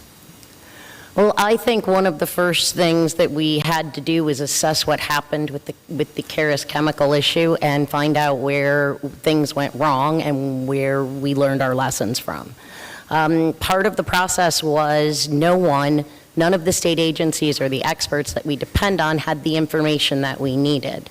We would get calls about livestock and pets, and we were desperately reaching out to the IEPA, to the EPA, to the state agricultural department, to the FDA, the federal agriculture, the Department of Agriculture. No one seemed to know exactly what the effects of the chemicals were or how to neutralize those. And so that was sort of the start of what I believe was several failures in the handling of it. So what I propose we would do is, first of all, empower our fire marshals to be able to monitor those companies that have chemicals. We do already. It exists. Each county and region has an EMS system, and that shows you on a GIS point for point exactly where every chemical is in the state, including gas stations. It shows where petrol is. And the reason that they do that is because they have to know if there's an event like Karis, and believe it or not, I learned all this before the Karis fire. If something were to happen, they need to know who to send in and the response teams that need to be able to take care of that situation or what protections are going to need it. Now, that information is voluntarily submitted. It's actually required by anyone, but not everyone follows through on their paperwork. Not everyone gets their jobs done. Sometimes people will move or close businesses and don't close that out. But the Emergency Management Association, tasked with that monitoring, has no enforcement capabilities to go to a company and say, hey, or a location, you didn't have this turned in. They can do that, and they do, but they have no enforcement capabilities. So it turns out the only person that can enforce anything is the fire marshal. But our fire chiefs can investigate situations. They can, but the ultimate issuance has to come from our fire marshal. So there's lots of technical things that we can do. Addressing your concerns, absolutely, we needed more clear clarification and building that database of information for all of the chemicals that are contained in the areas in our district, right? That should be something that we know if magnesium permanganate explodes, we have to get it off of our animals within X amount of time, that we should be able to, but we didn't have that information before. So collecting and making sure we have that data, increasing the amount of control that the fire marshal has in enforcing the regulations that we already have, and post having better communication where there was a lot of struggle getting in touch with Karis. There was denials, and one thing led to another, which fueled a feeling of distrust among the community and the state and the company. And for that, I wish there would have been something done differently. So thank you. Thank you for that. And again, it sounds like an accountability piece both on companies throughout the state as well as those organizations tasked with monitoring them, as well as the ability to allow enforcement or have set enforcement in place. So those seem like minor changes, but I know in speaking with most of you that what seems minor is not always minor. So The most minor change sometimes can take the most amount of effort. You would be surprised how hard it is to go from a to an Trust me. well, thank you for that. Cohen, the last question in this set is for you, sir. The question comes across as recently the governor signed into effect a number of hot button items. One of those items signed into effect is the Safety Act. What is your stance on topics like the Safety Act or the ban on assault weapons? I know you touched on the gun topic earlier and being an avid hunter, but what are your stances, what are your thoughts, and what can be or needs to be done to address those? You know, I think we all as a society, or, you know, we could talk local in our own communities. Here's a question about the state level, national level. But I think all of us ultimately are trying to strive for how can we make improvements? How can we move the needle forward for everyone that we ultimately represent? Being on the board of directors of the Illinois Municipal League afforded me the opportunity to talk to multiple state's attorneys, multiple chiefs of police when this issue came up. And there's a lot behind it, and we could talk for quite a long time on this particular issue. But the overall intent was trying to improve a system that was in existence. And with the Safety Act, there were a lot of things that helped move our community forward, especially those in our community that were more marginalized than others. Absolutely. Was it perfect? No. I heard that from the state's attorneys, and if I remember right, there's only 2 state's attorneys in the entire state of Illinois that were on board with it out of the gate. But what I did learn during that process is every year it was a phased-in approach. And every year before that particular phase went live, what happened was a lot of discussion, a lot of negotiation, a lot of reinterpretation and specification of what this actually means, especially to our law enforcement that would have to enforce these particular laws differently. And the confusion that was around it, where there's communities that had 3 counties, 3 different state's attorneys. How are they going to know exactly how they're going to enforce various aspects of the Safety Act? So what I walked away from during that whole process was it a perfect system? No. Was the intent improvement? Absolutely. Was there a lot of dialogue, and was our system utilized in order to make sure more voices were heard? Collaboration actually happened, and we talk about both sides of the aisle, right? Collaboration happened. When I talk to our officers, there's still frustrations around the Safety Act, but ultimately things like body cameras, and there's other things that came out that benefited law enforcement to have those implemented as well. But I think it's like everything. Ultimately, what we're trying to do is move us as a community forward, or as a state forward. That was the spirit of the thing. And then that collaboration that happened to continue to refine the Safety Act, that's what I want to see, and that's what I want to be a part of as your next state legislative, is ultimately to have that voice, to work with all aspects of our community when legislation's being passed, advocating for what I know this community wants and wants to see, and having that voice help affect change in legislation that comes through, that we may not all be in agreement, but it's most important that we all have a voice in the process. So ultimately with the Safety Act, I really think the spirit was to move us forward as a community, and have better representation by some. And what, like I said, I walked away from was a lot of collaboration, and ultimately what was originally presented is not what is enforced now, and in fact, it's quite better. Thank you. So appreciate that and the insight, the sharing there. So some good things came from the act, some work to be done still. So a nice entry project for whoever does get elected into the 76th district. No pressure. So thank you all. I've got pages of questions left, but we are about out of time. So what I'm going to do is ask that you all provide your closing statements at this point. Again, 5 minutes to kind of wrap up, share your final thoughts and ideas with the group here and those online. I wish we could have gotten to more, but again, in value of time, Cohen, we'll start with you and we'll work our way backwards with our closing statements. How much time do we have for the closing statements? 5 minutes, if we could. Oh, 5 minutes, okay.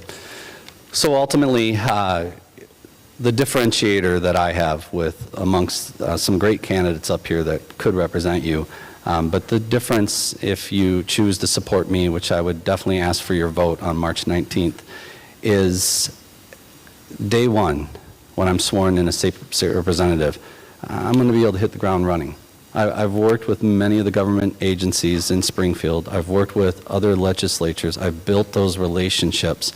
I understand from the ground level, being mayor, what the needs of an individual community have and how the state can impede those needs, can impede progress.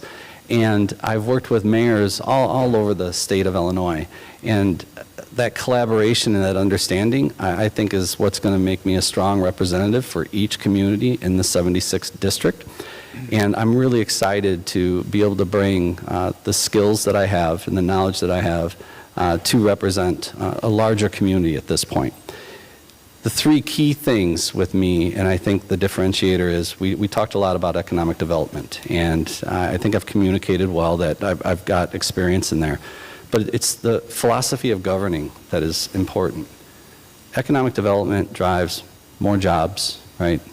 More revenue for taxing bodies, which allows every one of us has probably a certain topic that is really important to us in our individual community. To implement those, it takes additional revenue. And we can talk additional taxation. There might be a place for that. But ultimately, the state of Illinois has a real opportunity right now, and we're seeing it in the city of DeKalb, that you can attract small and big businesses that generate those tax revenues for our schools, our parks, our libraries, and ultimately what that does is it improves the quality of life for each and every one of us. And that quality of life could be cool and fun things to do when your family and friends come to town. But that quality of life is also, we hired 20 new police officers last year alone. We're building a new fire station. We've hired firefighters. We've been able to do all those things in a fiscally responsible way. We're in the black every single solitary year. What's important about that is when those big businesses and other businesses are looking at your community and they're choosing, are we going to invest dollars there? They will look at, and I know this firsthand, they will watch city council meetings, they'll listen to what your state legislative representation is saying, but they're going to look to us, and what they're going to want to see is responsible government. And doing that in a fiscally responsible way is powerful. And what it does is it attracts more companies that want to come.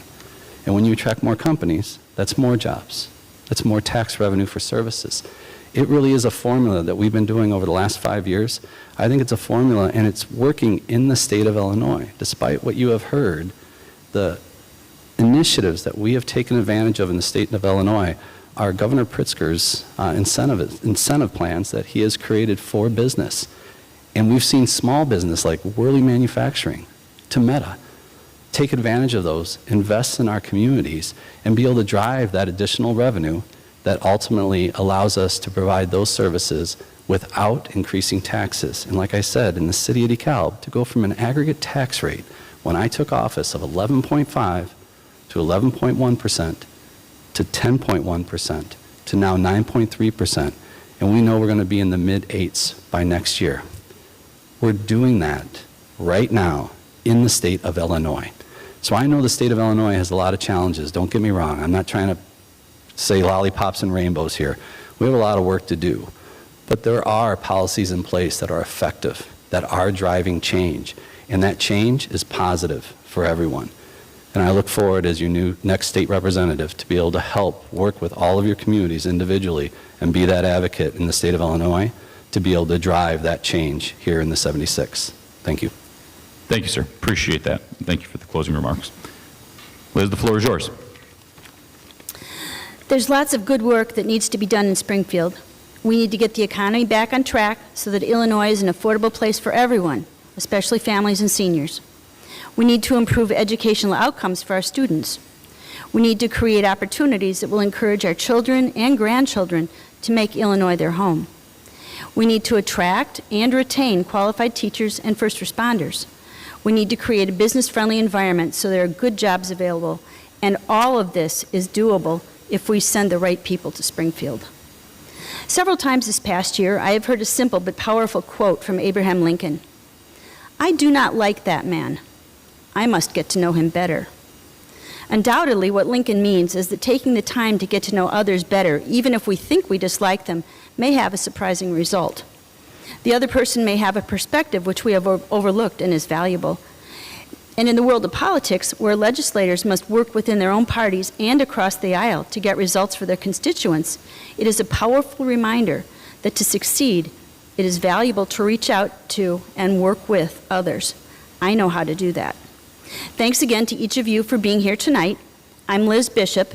The primary election is Tuesday, March 19th. I would appreciate your consideration and vote. Thank you. Thank you, Liz. Carolyn, the floor is yours. Sure. So I want to thank everyone for being here tonight. I want to thank Bill Zenz for hosting. I want to thank IVCC. I met somebody over there from IVCC for the forum tonight. And I want to thank the candidates for being here. And I want to thank you all for presenting us with the questions that you did, because this is what democracy looks like. And it warms my heart to see us sitting on a stage, different parties talking together and coming together to learn more about each other's views. So I'm thrilled about that. I'll just be brief. Reminder, I am a mother, I'm a former Marine, I'm a nonprofit founder, and I'm a realtor. I've been serving on DeKalb City Council for 5 years now.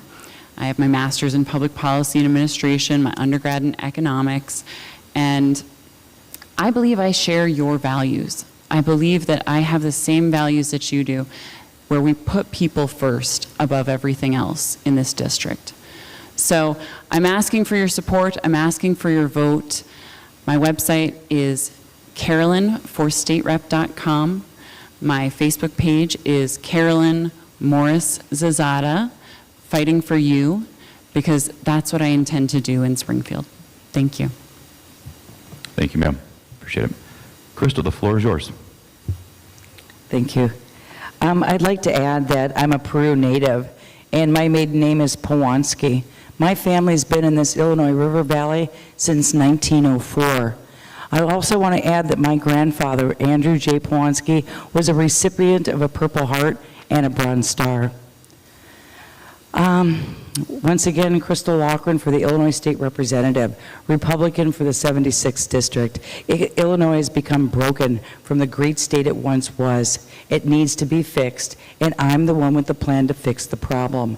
Illinois residents have been neglected and disenfranchised for too long. Our economy is in shambles, and people are losing their jobs and homes.